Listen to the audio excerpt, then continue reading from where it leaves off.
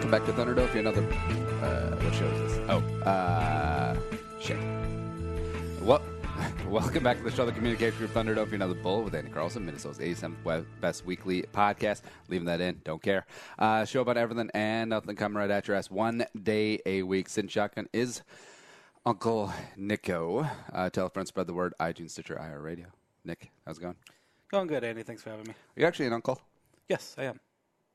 Yes, I have. I don't know if there's any way to verifiably prove that.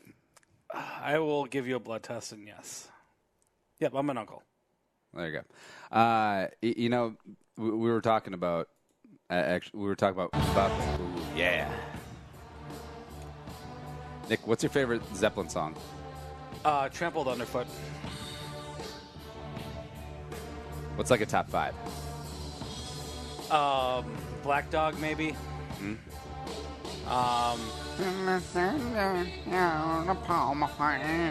The problem with a lot of Zeppelin songs is that they have a lot of them have like names where you know, like Cashmere, where they don't say the word in it. You know, I mean, yeah. A lot of songs are just, you know, good rockin' songs, but they just don't have a name. Like it's always like, oh, I love the song that goes dun dun dun dun dun dun, dun, you know, and like you're like trying to think what it is, but a lot of people just don't remember the names. Oh, so it's not like Communication Breakdown? Yeah, exactly. Yeah. I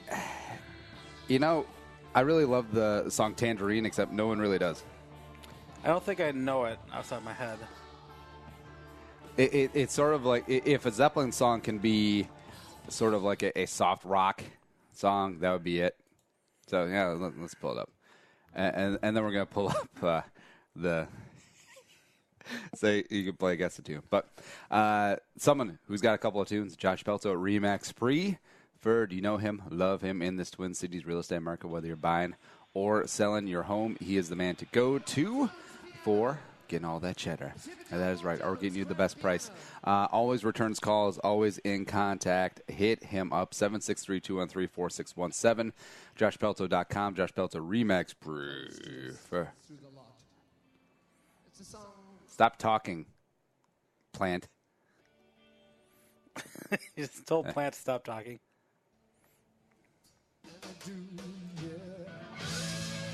Yeah. My name is Jimmy Page. I have a perm that looks like everyone's mom from the 80s. And it wasn't a shark. It was a red snapper. Yeah. Good times. Nick, how's your week? Did you go to a concert? I did not. Nope. Oh. You're the only person in the Twin Cities area that did not go to a concert on Wednesday evening. I know, and I'm actually kind of jealous. I wish I could have gone to see someone. But, hey, you know, concert venues are kind of expensive. Especially the two that were in one for sure. I don't know if anyone really saw the Charlie Puth concert, but yeah. I would have gone to see it. I like Charlie Puth. What kind of music does he do? Pop singer. Oh, there you go. Wait, now, Nick, don't look at the screen. Okay. But tell me what song this is when you can figure it out. Isn't it Notorious B.I.G. Big, love you, call me Big Pop, right? Isn't it? Can I look? It is the tune from that, but it's not that. So far, as of now, dozens of people are reported killed. Thousands Also, of others name the movie. Injured. Civil defense stations are being set up throughout the island of Manhattan. Is this Godzilla? Yes. And Puff Daddy did Cashmere? Yes. Oh.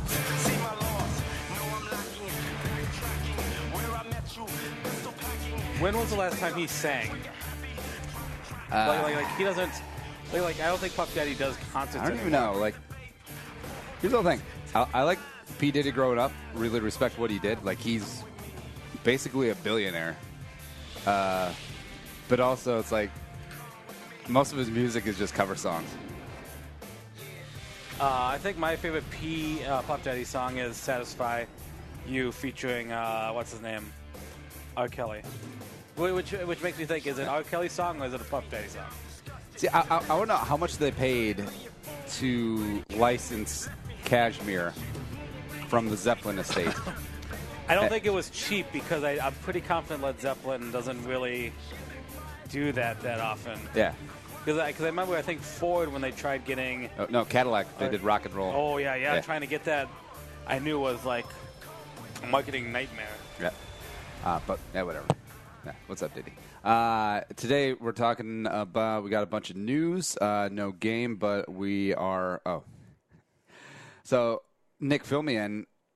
Actually, I like this new setup because I don't have to look you in the eye. But because we redid the home studio, we hung another TV.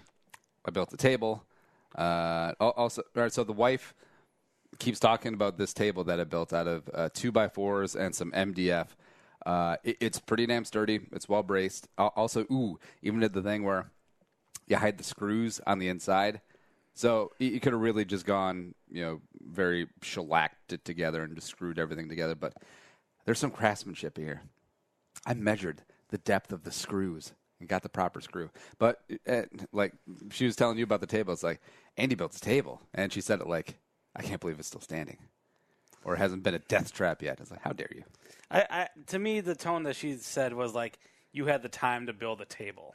It took an hour. I'm very impressed if it only took an hour. Damn straight. Yeah. I'm impressed you had an hour worth of time, though, I think is also the thing, because I know you're a workaholic. It's a lazy Saturday. Yeah, there we go. Oh, Crocs closes the last of its factories. Fill me in on what is going on with Jean-Luc Picard. Okay, so you want to nerd out this episode a little bit? Hell yeah. If any of you guys who are listening are big Star Trek fans, particularly Star Trek The Next Generation, Jean-Luc Picard was played by... Patrick Stewart played the captain, Jean-Luc Picard. Professor X. Yes, Professor X. From the Next Generation series, which was, I believe, I think it was like 85 to 92, 93. So for 7 years, played a very iconic captain. Like a flagship show that was a wonderful 7 years. And they also did 4 movies, too, in the 90s and early 2000s. Yeah. And then, which was the worst? Honestly, I think... God, all of them had flaws. I think the third one might have been the most boringest one. Which one was that? Was that Nemesis? Insurrection. Oh, okay. Yeah. Nemesis. I mean, that had a lot of flaws too, but I mean, it was pretty epic, and that changed a lot of characters. And as of right now, in the Star Trek universe, it's one of the latest storylines, other than because I think Deep Space Nine cut off before that. I guess Star Trek Voyager, I think, was maybe a little bit after, but anyway, the story is that news broke that because they redid Star Trek, CBS, I think, bought the rights to Star Trek, and they had their Star Trek series, which was only accessible through CBS Access, so you have to pay to watch it. Which bugs me. But, again, they're prerogative, but whatever. And now they released news that it was kind of known that there's a number of Star Trek series in the works, and Patrick Stewart announced that he is coming back to play his iconic role, Jean-Luc Picard, in a new series. Is it going to be a cartoon? Is it going to be a live action? I'm not sure yet. I mean, he's pretty old. Although he's looked exactly the same for the past 30 years. He looked exactly the same for 30 years. And they're not going to make him be young. They're not going to... And, the movie Patrick Stewart, cause they kind of made him like an action star. They tried to make him like an action star, like John McCain style, in those movies. Wait. And they're not going to do that here. Wait, John McCain, the politician? John McClane from... Which is funny. Yeah. Hold on.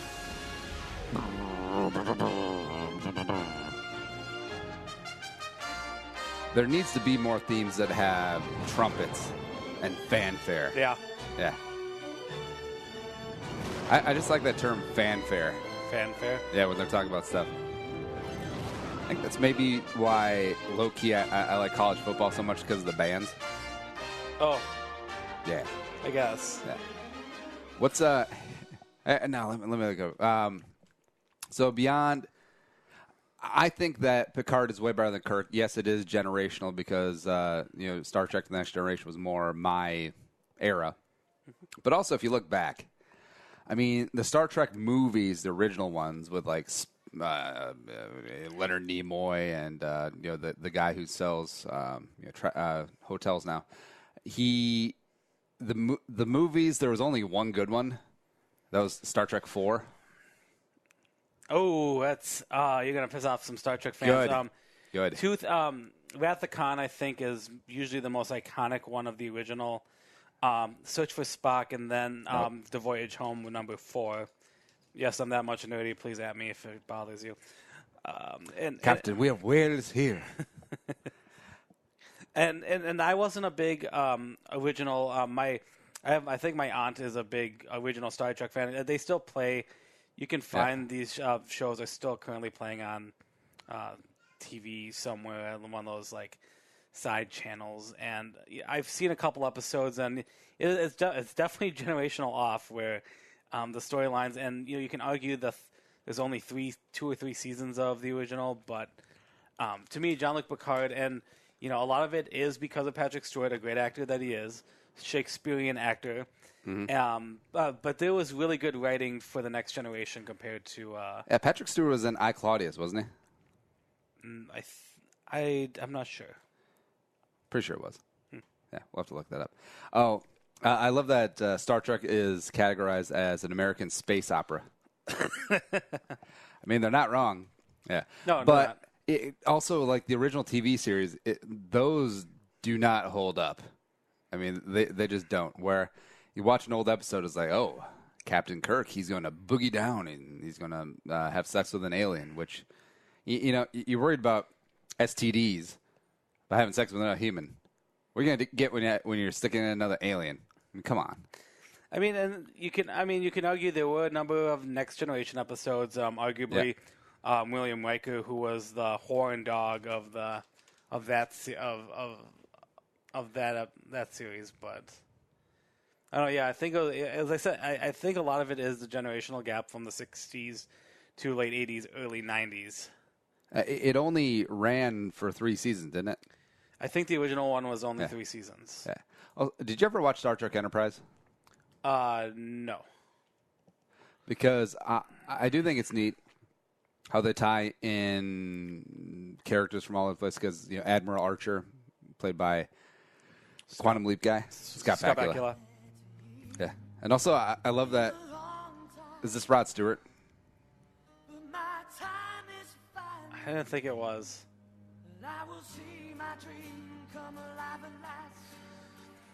My problem with Enterprise is that, and my problem with the new series that just came out is that it's telling a lot of it's telling a lot of. It's a prequel story. Hey, my name's Scott Bakula. I was on Quantum Leap, Major League 3, the one that no one really watches. I heard this one was better than Voyager. I liked Voyager. That was a show me and my father watched quite a bit. Because Voyager was Captain Janeway, right? Captain Janeway, yep. And they were like lost in some Delta quadrant of space and blah, blah, blah. If I remember this correctly, and please, God, don't at me with this, imagine the Milky Way galaxy, and a majority of the TV series like Star Trek, Next Generation, even Deep Space Nine were all held in like the Alpha Quadrant, which is like the north. Like imagine if the universe was a disk and we lived in like the northwest quadrant of it. Like if you divide it into quadrants, and like the Star Trek Voyager, the name of the ship was Voyager, got pulled to like the southeastern quadrant, and it was the storyline was that it was going to take 70, like going at warp speed, it would take 70 years to get back to Earth or something. It was like 70,000 years or something. It was like something. It was something crazy, and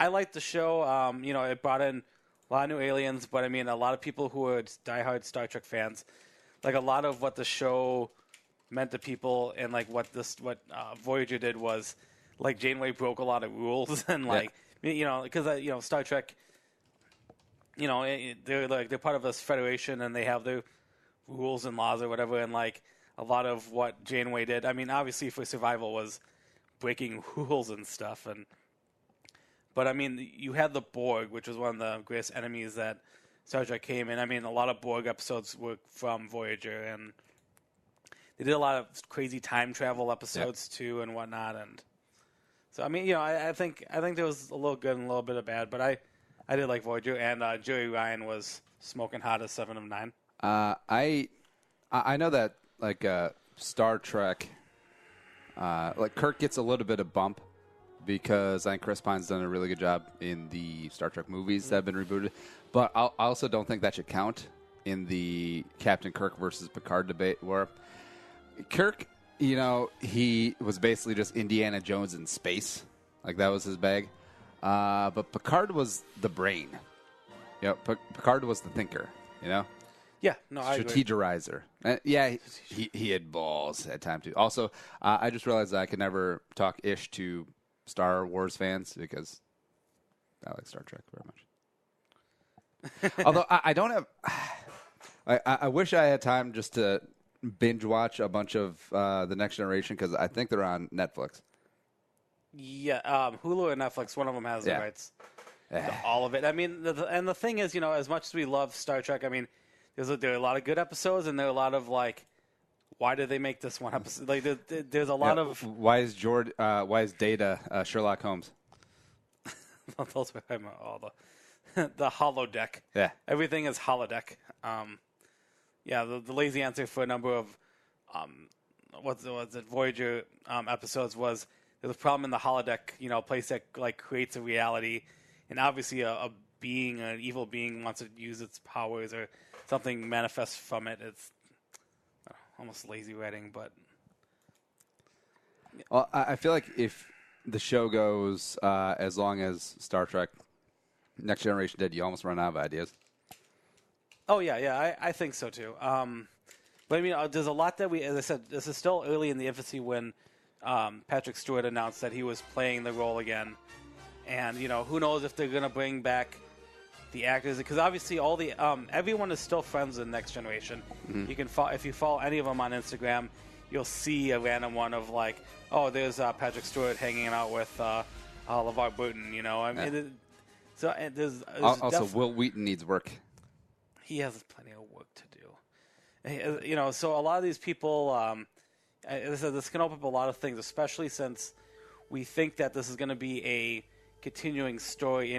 Beyond where Voyager ended and where Next Generation is, unlike what they did with the CBS series, which was, I think, something leading to the Klingon Wars, like something before the original series. Well, I'm just waiting until they reboot Star Trek Next Generation, or like have a continuation of it. Because what is the latest? Like, what's the Star Trek timeline? I'm trying to think where. If you give me time to look it up. Because Deep Space Nine and the Next Generation happened around the same time, right? Yep. They're the same time because I think the starting episode of Deep Space Nine, which is very memorable, is about Captain Sisko, like calling out Picard because Picard, when he was a Borg, like killed his family. But other than that, we cool. And FYI, like one of the best 2-part episodes ever. In any TV series is the best of both worlds, when Picard becomes Locutus of Borg and like almost like destroys the Federation, and it's a fantastic episode. Like one of the best season finales ever is where Riker tells Worf to fire like this new weapon at Picard. It's crazy.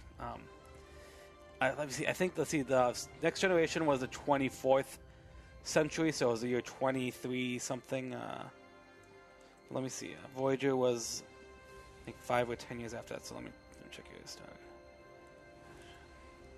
Yeah, because they go out of ways. Yeah. It's not like in the 60s where 2001: A Space Odyssey everything is super space-like, you know? Yeah. Also, I like in Star Trek 4, The Voyage Home, they just set in the 80s because they're like, we don't want to do a lot of sets. They come back to the 80s. Okay. So, okay. 24th century, let's see. Okay, the events of Star Trek Nemesis, which was the last movie, was the year 2379. How does Voyager get home? They find... did you really want to know? Yes. Spoiler for the series of Voyager. They find... so the bad guy, the Borg, have a bunch of like secret like time traveling like loops, or what do you call like quantum wormholes? You know, like traveling through space and time through a short period of time. They find a hub that can bring them all directly. the wormholes. Yep, that can connect them all, and that goes straight to the Alpha Quadrant. So it was so they had to like infiltrate the Borg and like fly through it. It was crazy. You know, we just lost like everyone. Everyone's gone. Everyone tuned in. They're just like, nope, we gone. Yeah. But Nick, but I'm just gonna say we know. Captain Kirk, massively overrated, sort of like Kirk Cousins and Jean-Luc Picard, underrated. I love him. Get the news ready. I'll tell you about the great folks over at Struther Communications Group because they're awesome. They take care of us. They help out with digital marketing. Also revamped at purpleftw.com. That's why you know that is super sleek, super sexy. Also helping build up some SEO optimization. So when people Google us or just Google something around it, they just come on home. That is right. More sales, bigger bottom line. Digital marketing experts and web design team can help you on branding that resonates with your customers. Find out more. Go to scgpr.com. The East Struther Communication Group. All right, I don't have the news drop up, so it's like the news with Uncle Nick. All right, Nick, what's going on in the world? All right, what happened a couple of weeks ago, if you're a big WWF or WWE fan, you guys may have heard that wrestler known as Kane, a.k.a. Glenn Jacobs, has become a mayor of the Knox County in Tennessee. Cool. How many people live there? I think 5. 3 or 5 people. Wait, so Kane was your favorite wrestler? You mentioned that. He was. Really? Yeah. So if people ever seen who Kane was, especially in the 90s, and for people who know me, probably shocked, but Kane always wore the mask. He was like the deformed son of the Undertaker. Every time he entered the ring, fire would come out of the turnbuckles. He was like the devil. And I was a big, I don't know why I was a big fan of him, but like he was a big beast. Someone who as if you're a wrestling fan, Undertaker was that like darkness and everything. Did Undertaker die? No, he's still alive. Oh. Yeah, like this Monday Night Raw.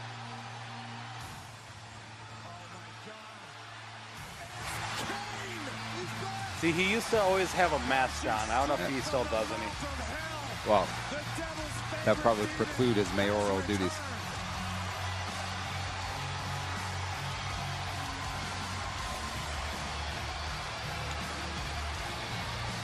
Oh, yeah, he has his mask on this. It was like a big thing where like his face was deformed, but it really wasn't. He would his finisher was like a choke slam, or he did. Where's the flames? I don't think he. Well, I don't think this was a. I think this was a surprise fight. Yeah. All right. Because I want to see the flames. Because I actually wish I was more into wrestling, except that time has passed. And making his way to the ring, weighing in at 320 pounds, Kane! Anyway, Glenn Jacobs is actually a very strong Republican who's very pro-Trump, and he was able to win, I think, pretty easily. I mean, it's Tennessee. It is Tennessee. I love Tennessee, by the way. I've never It's a great been. state. I've never been. Anyway, he's 51 years old.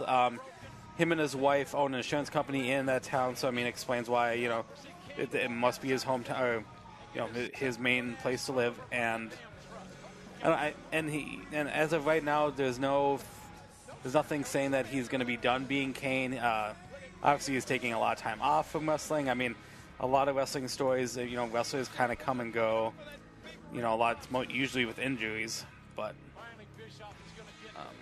and Linda McMahon, I feel like should be really jealous because the wife of Vince McMahon she was always trying to run for Senate or governor position, and and she kept losing, and it was hilarious. Oh. Let's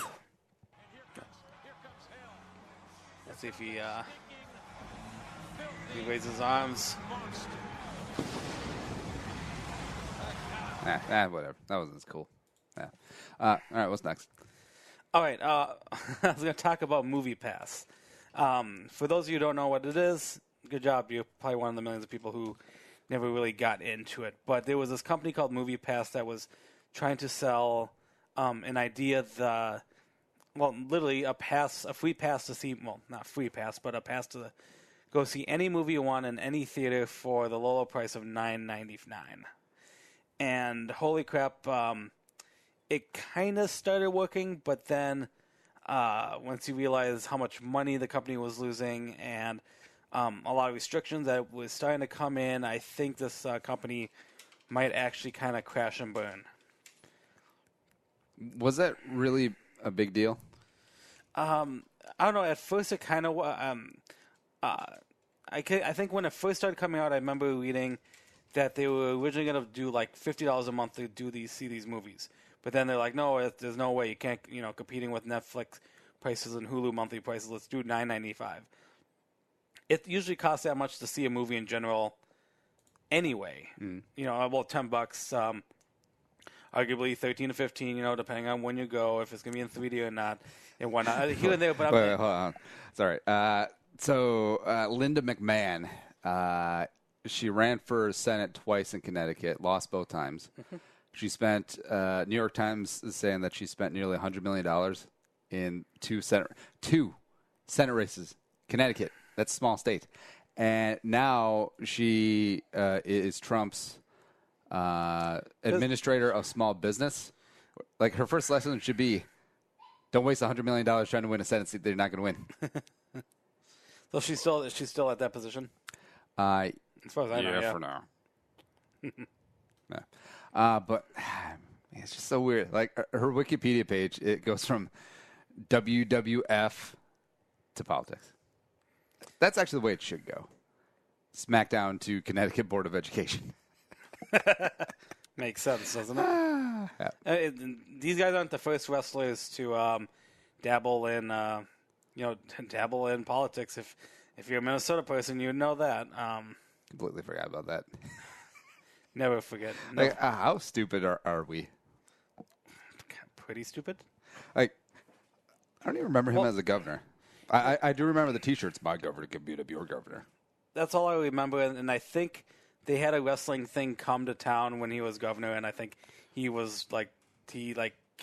showed up and whatever. But I mean, I don't know any of his rules or regulations, whatever, all the stuff that he did or tried to change. But wasn't he just a 4-year run and done governor?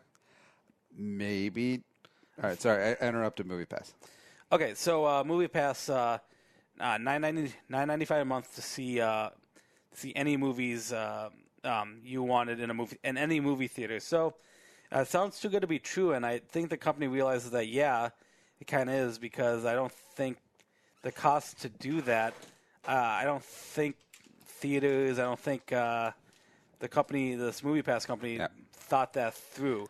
And then they started changing a lot of the rules. I think they talked about raising prices, obviously, to make it profitable, and but then they started limiting, you couldn't see the big blockbuster movies that first weekend or something, and they kept doing a lot of different changes. Yeah. Well, here's what I don't get. So movie theaters, except for evening shows, especially on the weekends, there's going to be empty seats, and it costs the same amount to show the movie whether there's people there and it's a jammed house or if there's no one there, right? So I feel like there should be more things like MoviePass, more things like Groupon, where you can get discounts on, maybe not Prime. Like, you can go see all the movies, but maybe not prime time. Like, you get discounts. It's part of your thing. You can go see a Tuesday matinee, if that's your thing. I love seeing movies at that time, though. Yeah. I mean, I like non-pack theaters. This story reminds me, so Mark Cuban, in 1981, we was starting to get some cash going. American Airlines offered something called the Lifetime Unlimited Air Pass or something like that, and you could buy a lifetime first class ticket for $250,000. Oh, I've heard of that. Yeah, and he smacked it. Woo! Good times. I forgot about that. Yeah, because you would think that it would be good for them. It's like, oh, hey, just get $250,000 right now. But then, of course, if you're buying it young, he was in his 20s at the time, I believe. So I was like, yeah, good luck with that. Oh man, I forgot about that. Yeah. Let's see. Yeah, apparently they stopped doing that. So who knew? Yeah, I mean, okay, with this movie pass, I figure the business stuff and Welsh shares and stuff. I think there's a lot of talk in the article about. I think shares were selling for X amount of dollars or closing around 7 cents on Wednesday or something. Like reverse from this QZ.com website where I got this movie pass thing. Reverse stock split adjusted. I don't know. I'm totally confused with it. I don't know. Let's not talk about it. Yeah. All right. What's next? All right. Minnesota State Fair is coming up in a couple of weeks, and No. I know we talked about the food. I'm sure a couple of weeks ago. Yeah. They did list. Obviously, another reason to go. So the food is drinking. So they do have a list on Cool 108's website. I noticed you get a lot of your news from Cool 108. You're really giving away your age, Nick. You know what? I love Cool 108. It's not all my news. I hate you. And yeah, Facebook follow. One of the few good followers of Cool 108. I'm a big fan. So, I don't know if you want to go through a couple of the beers that they have here. Yeah. And gosh, a lot of these beverages are sugar beverages. I don't understand why a lot of beers are going with stuff. But a Buzo lager inspired by Greek ouzo, oh my God, is a pilsner infused with a touch of licorice, served with a sugar-spiced rim. At Dino Euros, there's a caked-up celebration beer, deep-fried cake-flavored beer. Ugh. At the Hangar. Come on, man. Caramel corn cream ale at the Hildenbrand concessions located in the grandstand. Frontier Summer IPA. There you go. So something actually, an actual beer. Yeah. By Fulton. So. Oh, and then followed by funnel cake cream ale at Coasters. Gaelic Dark and Stormy as a deep golden ale. That actually sounds too bad. Oh, citrus, lime, and spicy ginger. Jesus Christ. Ed O'Gara's. Of course. Hell's Yeah, You Betcha is a light, refreshing Hell's-style beer with tangerine and fresh blood orange. Ooh, fancy. By Summit Brewery. Horse Apple Ale, which is an apple cider beer. It takes 2 to tango and 3 to mango. It looks like a fruity beer. Let's see. The Juicy Lou Lucy. This hazy northeastern style IPA. Oh no. Is it a burger beer? Nope, it's a juicy orange and grapefruit hop flavored beer. Yeah. Brewed by Surly. Key lime pie. Jesus. Rim with sugar. I've had beer with rim with sugar a few times, and I don't know why we have to do that. The Kirby Pucker number 34. At the Ballpark Cafe. It looks like it's strawberries and rhubarb. The Closter IPA, I guess named after for Glenn Perkins, teamed up with Surly to have just an IPA. So Limelight looks like another lime beer. Margarita style kettle sour ale. See Mobster Mule Bubble Trouble. Ooh, 10% alcohol. Dang.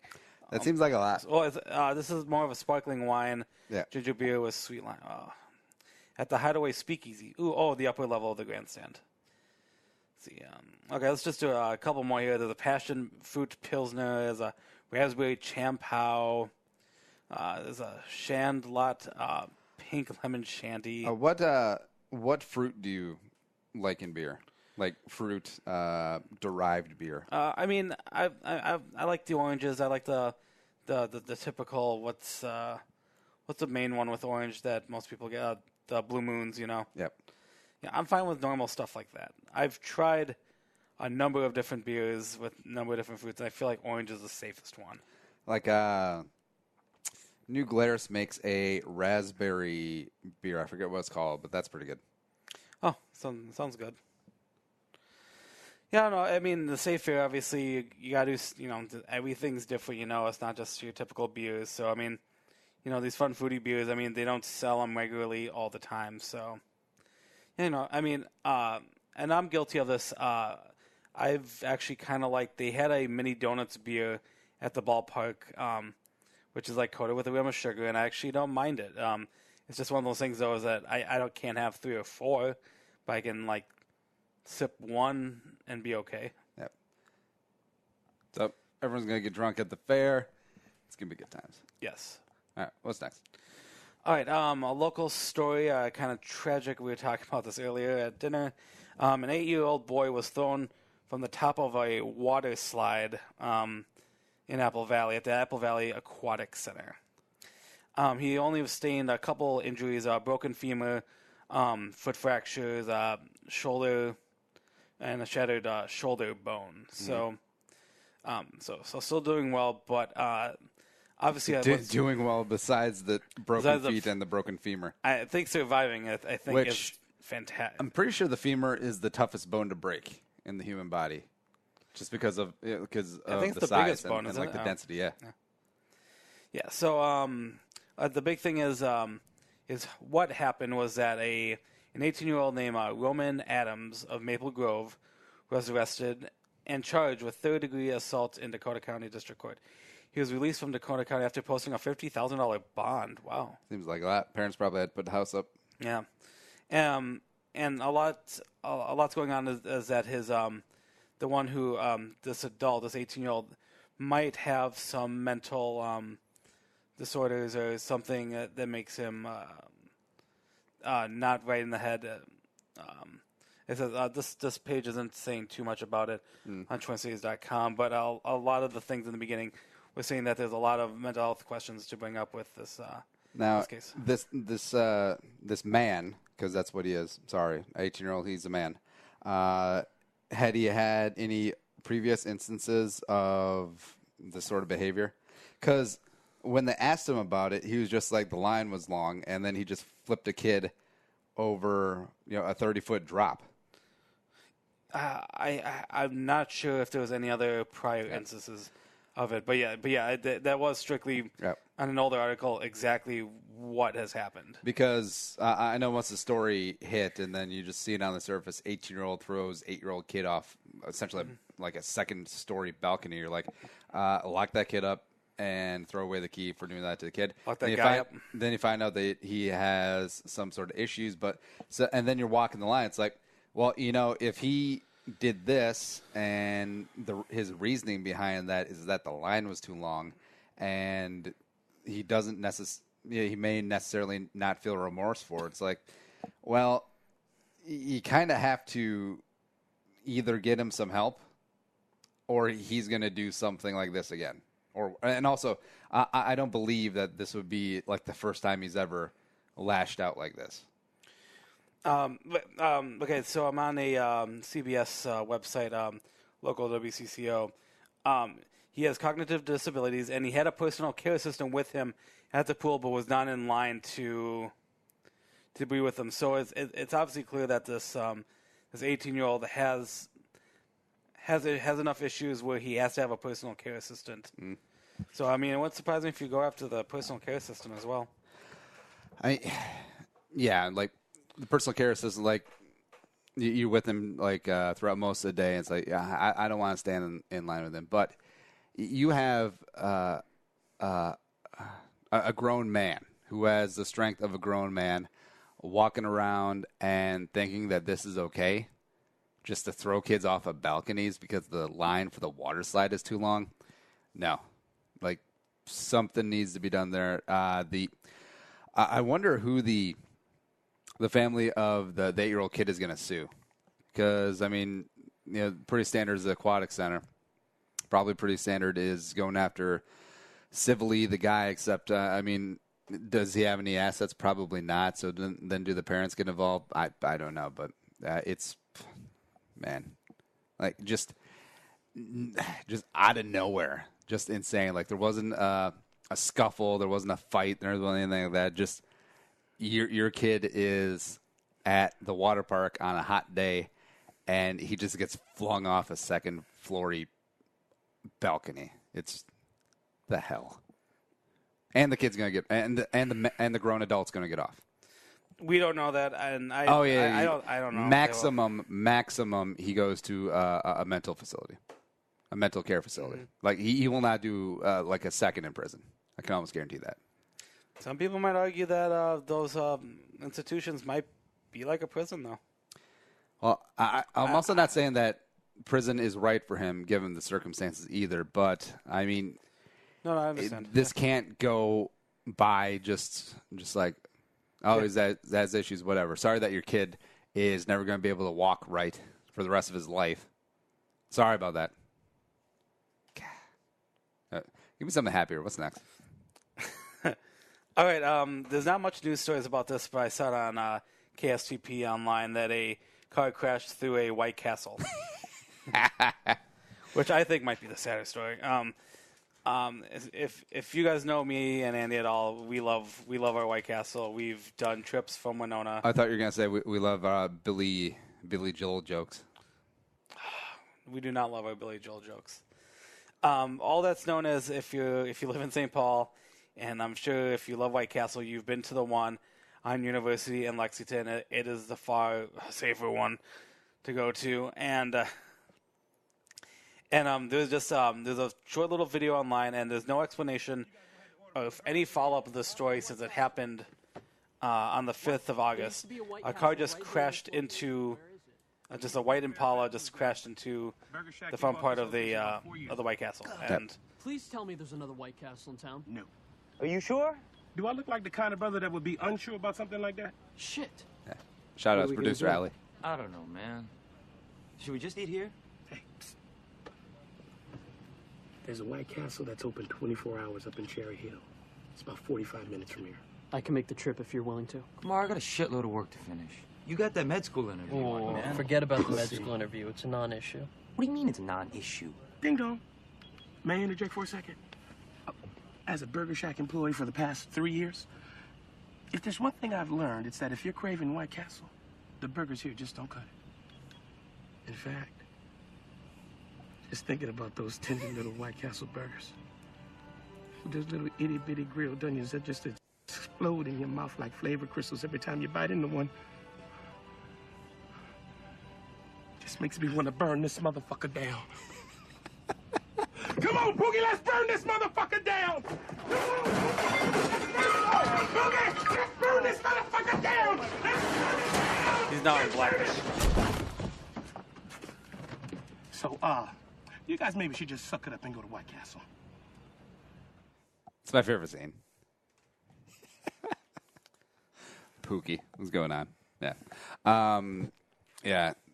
Didn't another restaurant in St. Paul have a car drive through it on the same day? I think it's like Tongue in Cheek, I think was the other one. Something off in East St. Paul. How come all restaurants have to have cheeky or punny names? So people can remember them?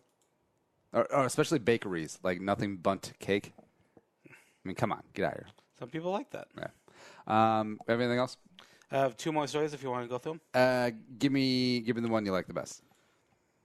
Okay, let's talk about Anthony Bourdain, who passed away. I think we talked about him maybe a week or two ago. Yep. If you're big fans of him, be happy to know that they are doing a final season of Parts Unknown. CNN is going to continue the legacy because they did film a number of episodes. A lot of it, there's a lot of pre-production shows, video shot, not a lot of, obviously a show like Anthony Bourdain's parts unknown. There's a lot of post-production stuff where he will talk and do over stuff. As of right now, I think what they're going to do is show these episodes and have, I think, guests come in and kind of fill out the things that he's done on his final days or weeks. However they because fill he it. hung himself in France while they were shooting an episode, right? Yes. Man. Yeah, they did 12 seasons of it. Kind of cool. Holy crap. Some of those deep cable shows, and let's say deep cable is like CNN, they go for like a lot of seasons. Yeah, and then I don't know if they have like normal, like it's not like episodes like How Many Cheers or How I Met Your Mother or Big Bang Theory. It's not like 20 something. I mean, a lot of times it's as short as 10 they or have 12. like 8 to 10 episodes a season as opposed to 22. So you can make it last a number of years if you think about it. But I think, so they're going to release a number of episodes. I thought the number was 12, but I think it might be less. And I said I think they're going to have a lot of guests coming in to do that whole narration. Because, I mean, a lot of his show is, it's Anthony Bourdain narrating. And I think a lot of people obviously love that, but there's going to be but the videos, a lot of behind-the-scenes stuff, they're going to talk with cast and crew reflecting on it, and a bittersweet They kind should of have the last episode just be the footage of where they were and no narrator. So that would be really super eerie. And that's the news. The news with Uncle Nick, blah, blah, blah, blah, blah, blah, blah. Nick, what are you doing this weekend? It is Irish Fest in St. Paul, so I'm Big going Arla. to head down to that. Me and my aunt. But there's no Irish people in St. Paul. There's nothing. I think true I made about that joke last year, actually. Yeah. There's plenty of Irish people. Yeah. Show's available on iTunes, Stitcher, iHeartRadio. And if you enjoy the show, tell a friend, spread the word. Add to the Jerome Homie Army. Also, big thanks to producer Allie for working your buns off and just doing good work helping us do the show. And also for Nick, I'm Andy saying Annyeong Sayonara and bye-bye. Gonna go eat some more cheesecake.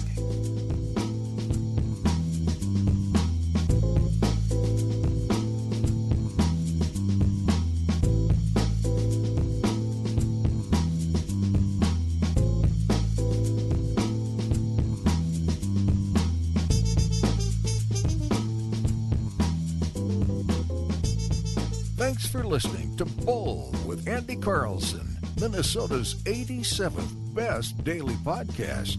Download the show on iTunes. Everyone's middle name is Jerome.